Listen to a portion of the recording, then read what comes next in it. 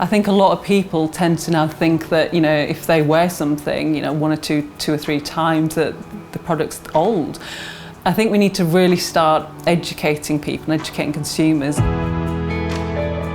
I'm from Yorkshire, I'm born and bred in Yorkshire, and I think growing up I was always surrounded by these big old mills that would run down and, you know, had been, you know, the giants of the heyday back in the Industrial Revolution. So I think to see them decline, I kind of felt a little bit kind of as though I had a responsibility to try and help bring some of that manufacturing back to the UK, especially to Yorkshire, especially to the north. So I'm Annie Richmond and I am the owner and founder of BBCo Headwear. I started the process about 2 years ago, trying to actually look at bringing the manufacturing back to the UK. I couldn't believe how difficult it was.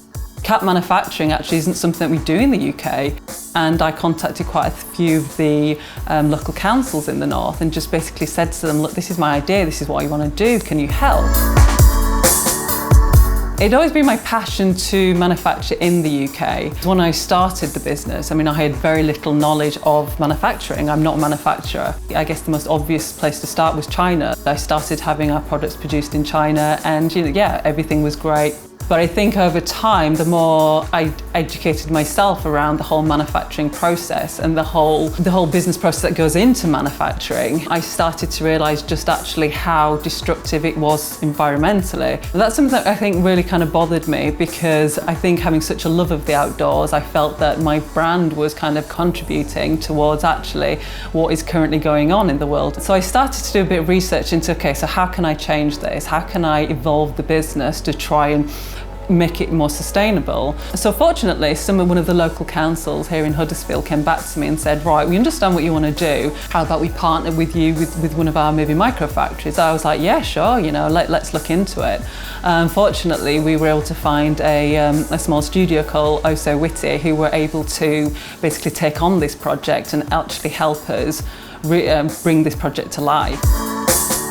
I think the biggest ecological challenges brands face at the moment is just trying to work out how to change. A lot of brands have been doing the same thing for so long.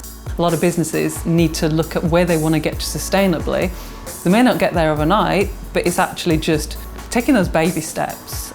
I think the current manufacturing process is broken. I think the old school way and the old, modus operandi of just, you know, kind of buy it cheap, buy it in bulk, and just get it out there. I think it's just not working anymore.